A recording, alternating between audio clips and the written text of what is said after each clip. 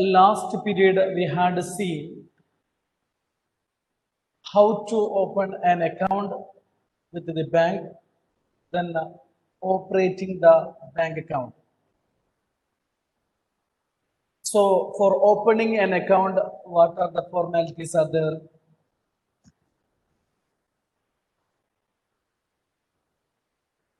Anila, opening an account. Application on the prescribed form. Application on the prescribed form. Introduction of the applicant or reference. Introduction of the applicant or reference. Signature. Specimen signature. Mandate for the operation of the account by an agent. Agent. Okay. One more. Opening. Then we can open the account. Next, for operating the bank account, some documents we are using. What are the documents we are using for operating the bank account? Femina, 3 documents we are using. Are paying in slip. Yes, paying slip. Next,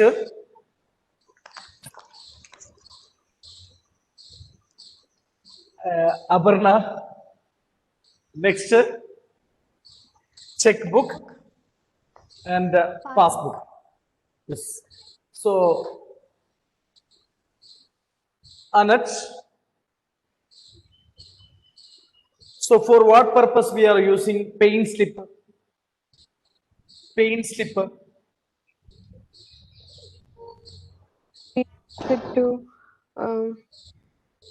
So, for what purpose? For deposit or for withdrawal of money?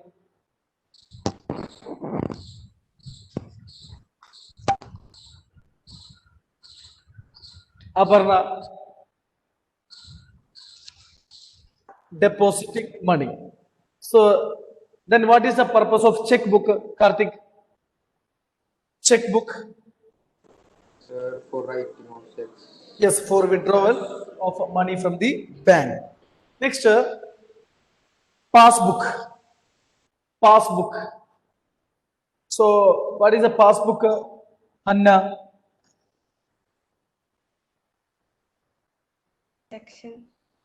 Record the transaction between the customer and the bank. It means it is a true copy of the customer's account in the books of bank. Okay. So today I'm going to start the new topic, nomination. Okay. Nomination, KYC requirements, then partnership, then companies, then chapter will be over. So what do you mean by nomination? What do you mean by nomination? Bank ask their account holders to make nominations, which mean that they should nominate persons to whom the money laying in their accounts should go in the event of their death. That is nomination. Whenever we are opening an account with the bank, so in the application form, so there will be a one question will be there, nominee, name of the nominee, name and address of the nominee. For what purpose means to whom the money will go after our death. So it is compulsory to mention to specify the name and address of the nominee. Sometimes in the application form itself they will ask. Otherwise, they will give the separate form mentioning the name and address of the nominee. Okay, so that is nomination. Suppose now which name?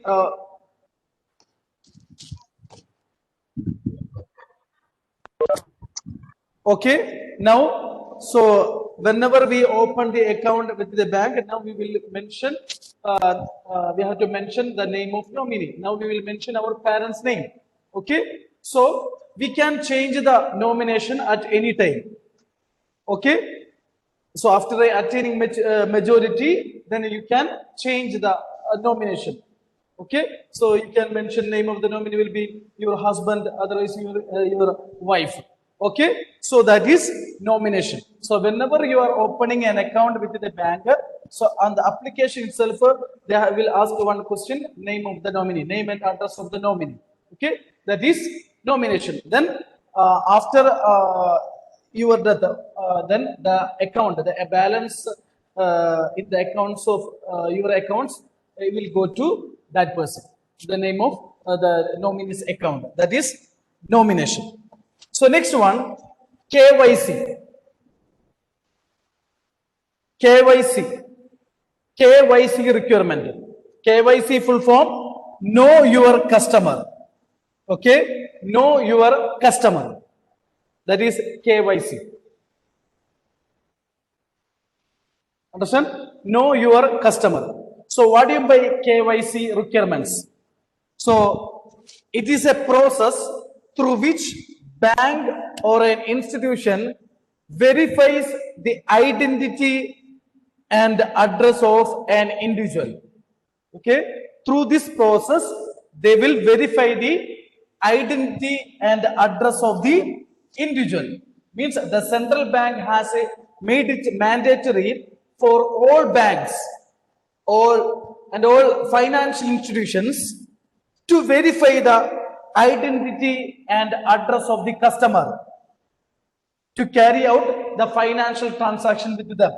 So if we want to carry out the transaction with the bank, so we have to the bank have to get the identity and address of the customer.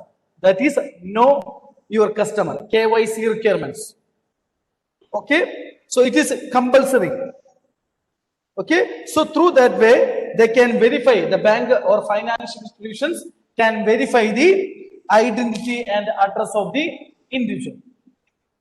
Okay, so we said then it is mandatory for all banks to carry out KYC requirements by December 2005. So 2005 onwards, it made it mandatory. It is made mandatory for all banks. Okay, so to verify the identity and address of the individual, they will ask some documents: our identity card, then our voter, then Aadhaar card, then license. Understand? Driving license.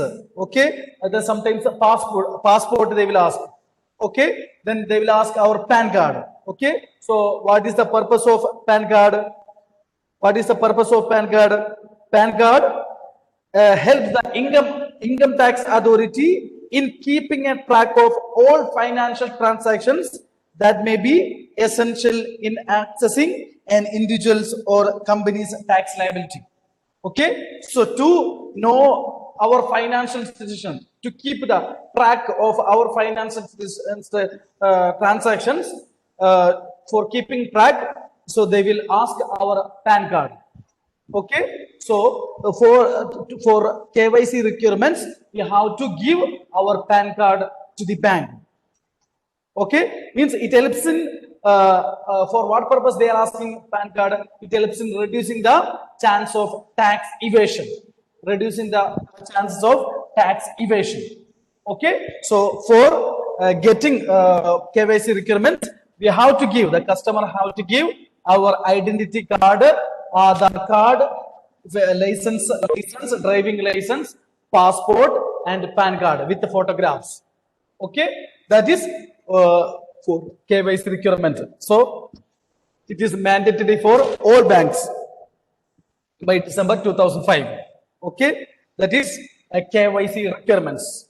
Okay, so nomination means, so we have to specify the name of nominee, name and address of the nominee. So after our death, the money will go to the accounts of nominee.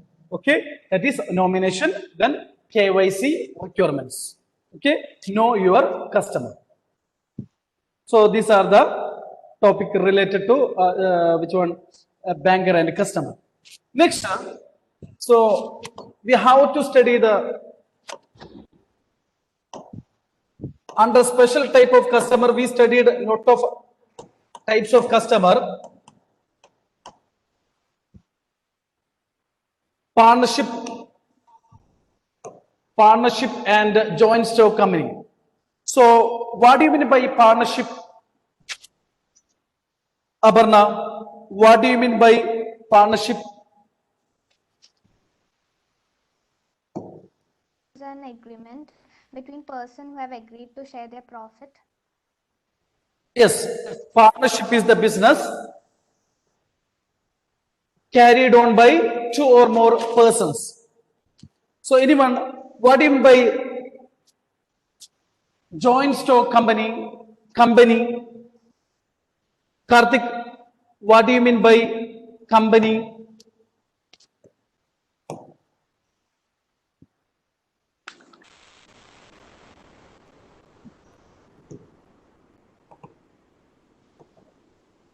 So already we studied the meaning of partnership and companies.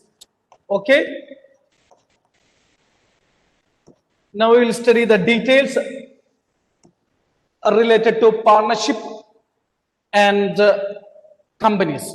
Okay. So only in that case, in that time we specified only the document needed for opening an account by partnership firm, by companies. Now we will study the details about partnership. Okay, so what do you mean by partnership? Already we know it is a business carried by two or more persons. Means they join hands on the basis of an agreement, put their resources and run a lawful business. That is partnership. The main aim of every partnership business is to earn profit. Okay, then the persons who have entered into partnership are known as partners and collectively as firm.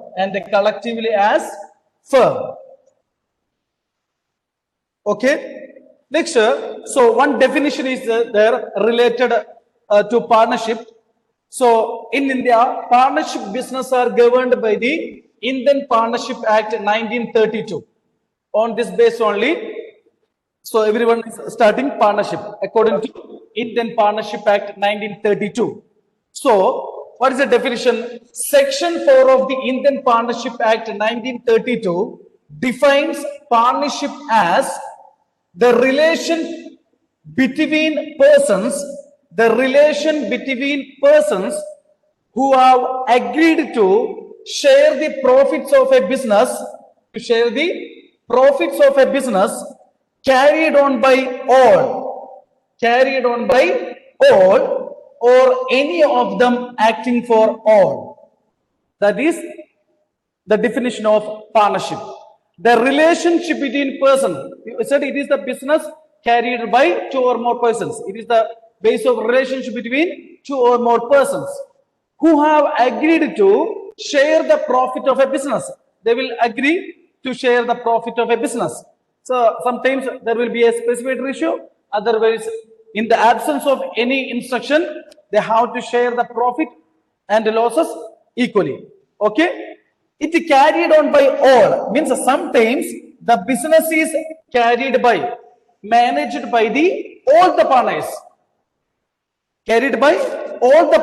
Managed by all the partners, or any of them acting for all, or sometimes out of 10 partners or out of 20 partners, only 2 partners are working. Otherwise, 5 partners are working on behalf of the firm, on behalf of the other partners. That is the definition of partnership. Okay, the relation between persons who have agreed to share the profit of a business carried on by all, or any of them acting for all. Okay, that is meaning of partnership. Next, features of partnership. features of partnership. Okay, then you will get correct idea about the partnership if you know the term meaning of partnership. First one, number of persons. Second, agreement, business, sharing of profits, mutual agency, unlimited liability. Okay, so these are the features of partnership. These are the features of partnership. Number of persons, agreement, business, sharing of profits, mutual agency, unlimited liability. So these are the features of partnership. First one, number of persons. A minimum of 2 persons are required to form a partnership. A minimum of 2 persons are required to form a partnership. So if it is a 1 person means which business?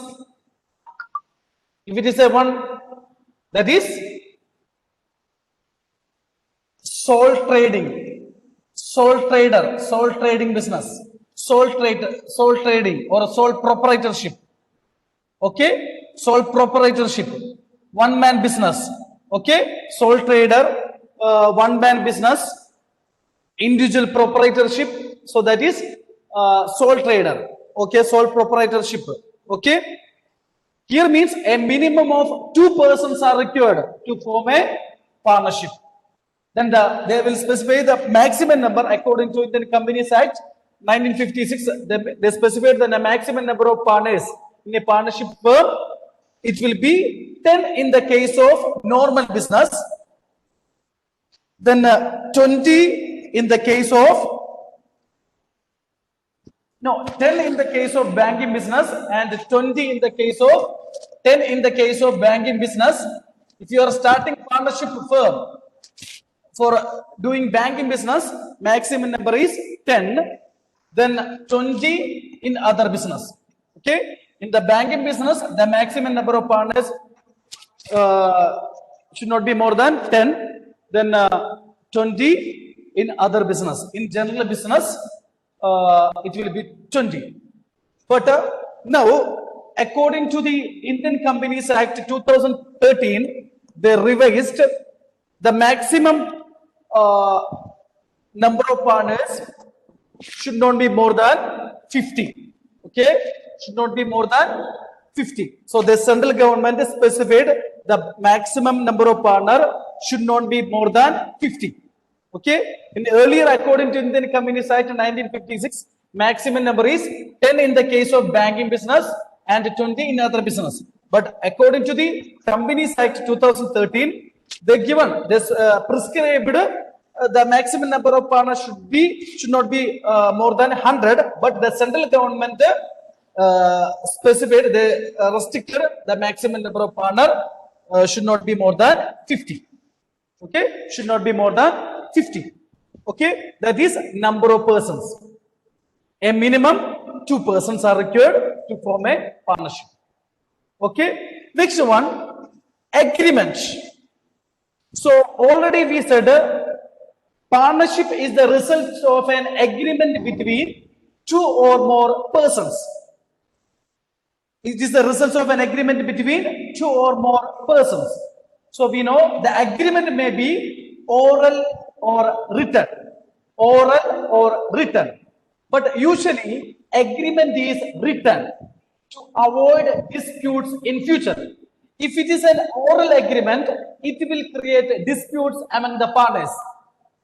Okay, if the dominant partner will rule the other partners. So it will create a problem. So usually agreement is written to avoid disputes in future.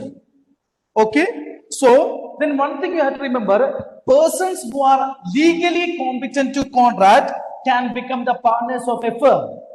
Only the competent partner can become the partners of a firm. So that's why minor. Who is a minor? Who is a minor? Turn on your video. Femina, who is a minor? So we studied special types of customer. Who is a minor? Who is a minor? Hannah. Minor. Minor is a person, non-completed age of 18. yes, was not completed the age of 18. Then lunatics cannot become the partners of the firm. So who is a lunatics? Aparna, who is a lunatics? This is a person who does not have a rational judgment. Yes, who lacks understanding and a rational judgment. So a minor and a lunatics cannot become the partners of the firm. Okay, so that is related with the agreement. Okay, so number of persons over then agreement. Okay, so it is the result of an agreement between two or more persons. Okay, so usually agreement is written. Next one, business. Means we said it is the result of an agreement. Agreement means a written document. Okay, so the agreement should be for carrying on some business. Carrying on some business. It means the business must be profit seeking and also lawful. Okay, so the business, the partnership business must be profit seeking. Means the main aim of every partnership business is to earn profit. Then it must be lawful. Means we can't start any smuggling business. Okay, we can't start any illegal partnership business. So that's why it is specified. It is the agreement, the written agreement that should be. It must be profit seeking and also lawful. Okay, and also lawful. Next point is sharing of profit. So already we said the purpose of the partnership business must be to earn profit. The profit should be shared by the partners in an agreed ratio. Then if there is no agreement in this regard, partners will share the profits equally. Same like loss also. Suppose three partners are there, A, B and C. So if they specified any ratio, 5:3:2 means they have to share the profits according to this ratio, 5/10, 3/10, 2/10. So if there is no agreement in this regard, so there is no matter related to profit sharing ratio, then they will share the profits equally. Okay, 1/3, 1/3, 1/3. Okay, that is related to sharing of profit. Okay, if there is agreement according to that basis, otherwise they have to share the profits equally. Next one, mutual agency. Mutual agency means here a partner is both an agent and a principal. Sometimes a partner acts as an agent, otherwise principal. Okay, so means each partner can participate in the conduct of business and act for the firm. So a partner is both an agent and a principal. So when he acts as an agent, he is an agent when he makes the other partners liable for his act. He is an agent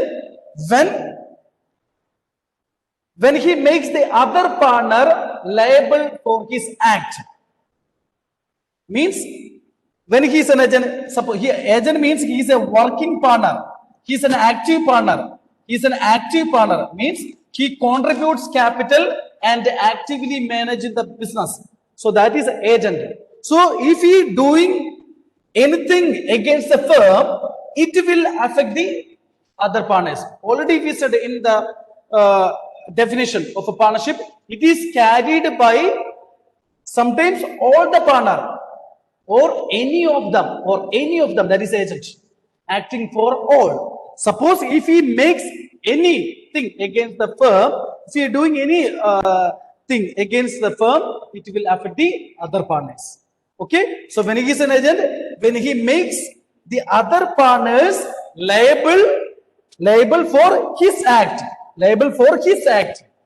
that is, then he act as an agent. When he act as a principal, so he is a sleeping partner.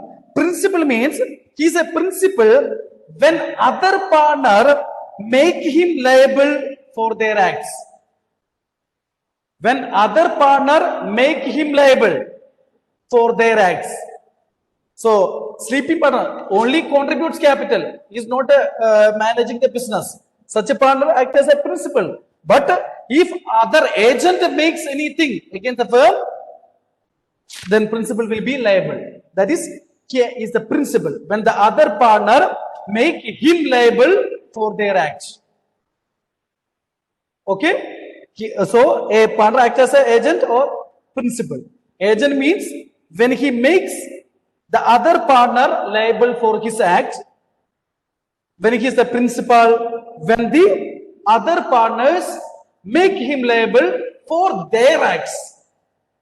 Okay, so that is mutual agency. Mutual means each partner are liable, can participate in the conduct of the business and act for the firm.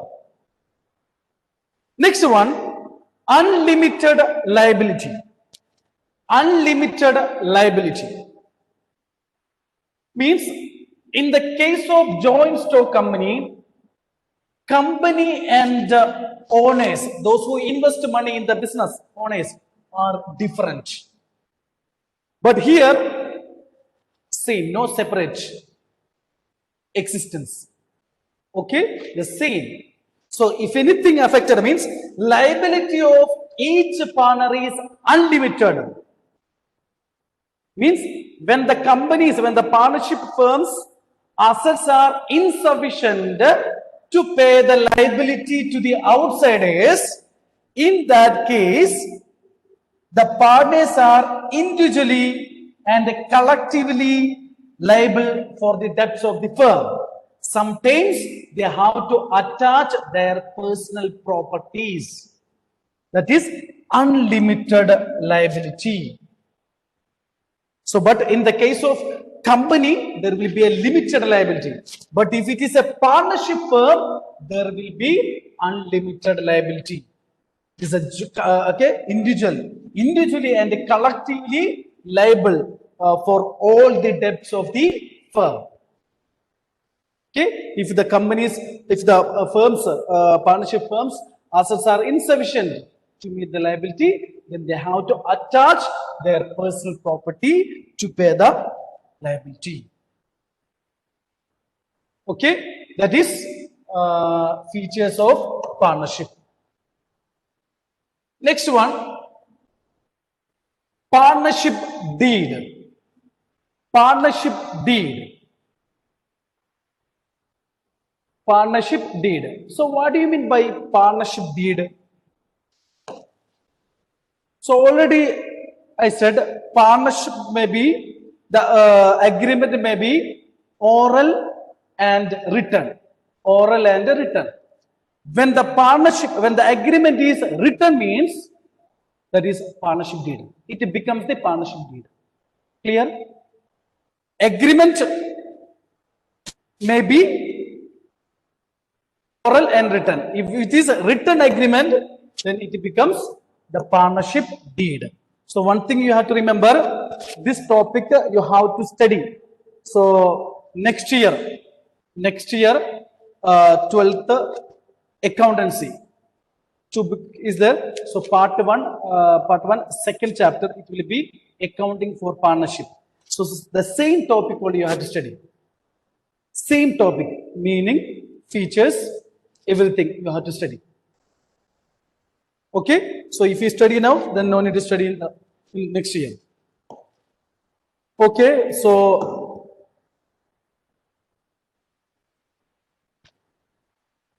what do you mean by partnership deed?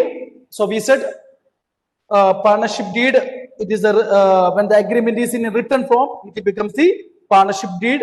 So a document containing the terms of partnership as agreed to by the partners is called partnership deed or articles of partnership. Partnership deed or articles of partnership. Okay, a document containing the terms of partnership as agreed to by the partners is called partnership deed or articles of partnership. Okay, so for what purpose? In this a partnership deed contains rules and regulations governing the firm. Rules and regulations governing the firm. Rules and regulations governing the firm. It contains. Okay, next. So what is the purpose of partnership deed? So to maintain a healthy and peaceful atmosphere to carry on business smoothly. Okay, to maintain a healthy and peaceful atmosphere. And to avoid future disputes, quarrel and misunderstanding among the partners. So for that purpose, we set up the partnership deed. Okay, maintain peaceful atmosphere to avoid future disputes among the partners. Next, to remind the partners about their rights, duties, and liabilities. Okay, so for that purpose, we set up the partnership. Okay, so peaceful atmosphere to avoid future disputes, then to remind the partners about their rights, duties, liabilities. For that purpose, we set up the partnership deed. So,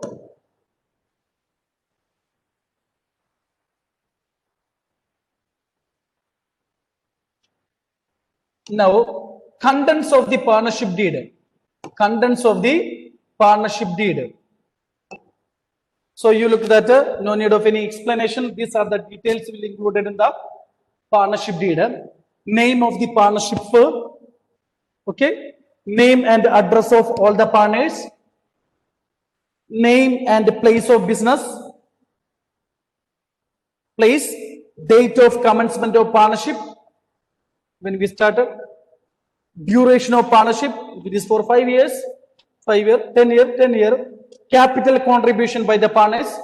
Each partner, how much they invested capital. The amount which can be withdrawn by the partner. So after starting the business, how much they can withdraw amount from the capital drawings. Okay, how much the limit they will specify in the partnership deed. So that only they can withdraw. Rules regarding the operation of bank account. So whenever we start the business, we have to operate the bank account. So what are the rules? Then they will specify. Okay, division of profit ratio, loss ratio, interest on capital. Already we studied interest on capital. So if you, how much percent they are giving, okay, percentage, how much percentage we will give, okay. Next, interest on partners loan to the firm, interest on partners loan to the firm, some case. So if the partners given loan to the firm, partnership firm, any partner, okay, 10 partners are there, in between one partner given one loan to the firm. So we have to give interest. How much interest? Next, salary, if it is there, commission, if payable to partner, how much salary? Details of division of work. Next, ascertainment of goodwill. We have to calculate the goodwill that you will study in the next, that is problem. Okay, in the next year we will study. So think, we have to calculate goodwill. So on goodwill means reputation, expressed in monetary terms, that you will study next year. For example, if the companies are getting super profit, then we can tell that the firm have goodwill. They will tell. So calculation of goodwill on admission of a new partner. You are admitting new partner. Retirement. Any partner is retiring, that time you have to calculate goodwill. If any partner dies, then we have to calculate goodwill. Okay. Then one more point is there, settlement of the accounts. Okay, settlement of account in the event of death, retirement of partner. So we have to settle. Whenever any partner retire, we have to settle his account.